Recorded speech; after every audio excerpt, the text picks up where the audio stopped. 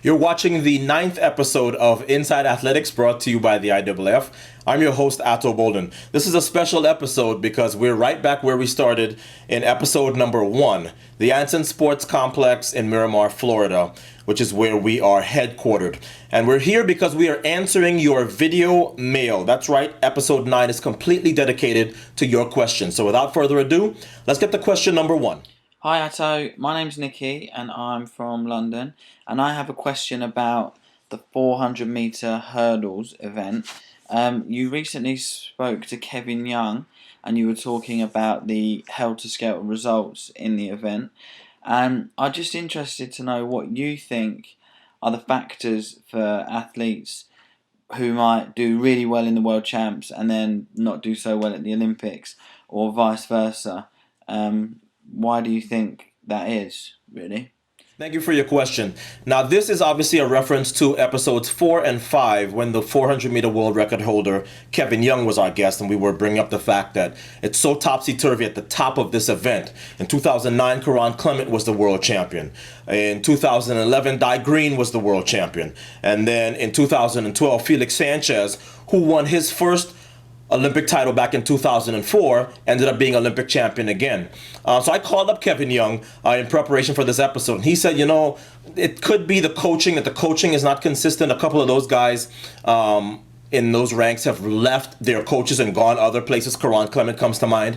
But I think one of the other things that you were not thinking about is the fact that the 400 meter hurdles is such a difficult event. There's a lot of debate as to whether the 400 flat or the 400 meter hurdles event is the hardest on the track. I think it's a difficult event, and I also think that no other event is so dependent on a pattern. And the guys that you talk to in this event will tell you that you have 10 barriers. That means you have 10 different things that can go wrong in terms of your step pattern. So Kevin Young thinks it's because there's a little bit of inconsistency in the coaching, and I think that it's also because this is the most difficult event, arguably, on the track. Hi, Otto. Who do you see as the contenders for the women's 100-meter title at the World Championships this year? Bye! Thank you for your question. Well, the women's 100-meter dash is one of the most competitive events on the track. Shelly-Ann Fraser-Pryce has all the titles that matter, except in 2011 when Carmelita Jeter of the USA defeated her to win the World Championship. So Carmelita Jeter, I think, is certainly a contender, and she will be keen to defend her World Championship crown. But I think there's something in Shelly-Ann Fraser-Pryce that will want to prove that, look, 2011 was just a down year for me, and since 2008, that's the only title that I have not won. I think more interesting is who's going to get third, because that field could probably come from Veronica Campbell-Brown, Kellyanne Baptiste of Trinidad and Tobago, maybe an up-and-coming American. There's a lot of people, I think, who could possibly factor in for that third spot. But if you ask me who I think is going to be on that podium, I think you could do a lot worse than to pick Carmelita Jeter and Shelly-Ann Fraser-Pryce, because they've been there so much in the past 3 or 4 years. We'll see who gets that third spot. Hey Ato, I've got a question for you. What do you think about Renaud Lavinelli, the French pole vaulter whose 6.07 meter jump was not validated? Thank you for your question from one of my favorite places on earth, Stade Louis II in Monaco, Monte Carlo. Yes, I saw this. Renaud Lavillenie, of course, she says a lot nicer than I do. The French Olympic champion pole vaulter had a vault of 6.07 meters indoors, a vault that would have made him the second highest vaulter of all time. And what happens, I guess the bar came off just a little bit of where it sits before he went over it, and the rules say that because of that they cannot allow the vault. Needless to say, Mr. Lavillenie was in tears and was not happy about it. But I think once he realized that, look, the rules are the rules, and once that bar leaves those standards, even if it does not fall off, then they cannot allow the vault. So if anything, he should be encouraged, because what I saw in that vault is this is a young man who is ready to set a new personal best in 2013, and I think he'll be just fine. He may even take some shots at that long-standing world record. So he was upset at the time, but I'm sure he'll be fine in 2013. Hi, my name's Louisa, and I'd like to know, I'm going to Moscow to watch the World Champs, and I'd like to know what events you would recommend for me to go and watch. Thanks. Thank you for your question.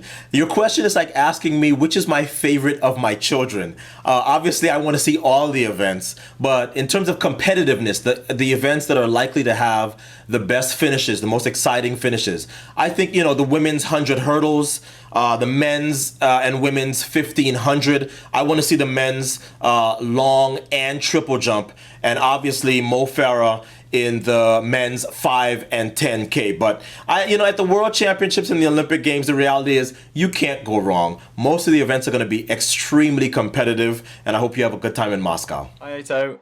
My question is, can you tell me what it's like to compete in front of a packed stadium that's full of excited people like Atlanta maybe or Sydney, but then also what's it like to compete in an empty stadium?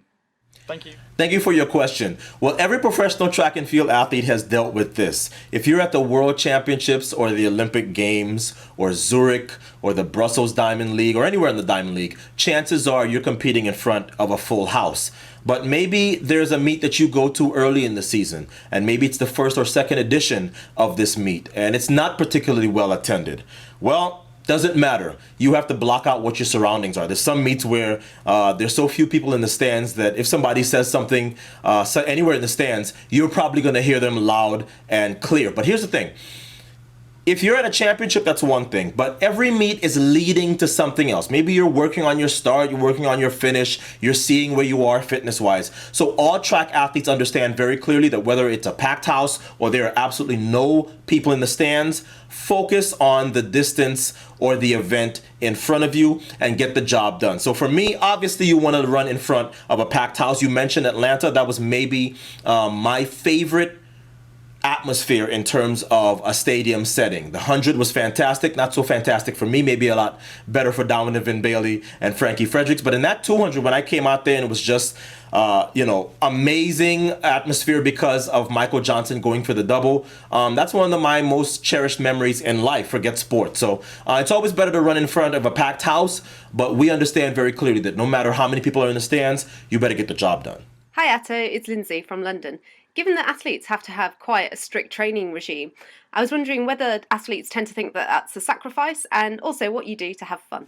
Thanks for your question. Athletes understand very clearly, especially the professional track and field athletes, that look, I have to do ice baths and massages and acupuncture, stuff that I do not like to do. They all would like to eat like garbage, but they understand very clearly that if they want to get the best out of their bodies, they have to eat stuff that maybe they wouldn't eat if they were not track and field athletes. But all athletes understand, if you're obsessive about winning, and all athletes at this level are, you have to do whatever it takes to get the job done. So if that involves doing things that you don't necessarily enjoy, then so be it. In terms of fun, I don't know what fun is. I'm always working, but no, I have so much fun doing my job and going all around the world, being at the best track and field events on the planet. I don't really have anything that I do for fun other than going to the movies. Going to the movies is really my thing, and I'm a big movie buff. So thanks for your question.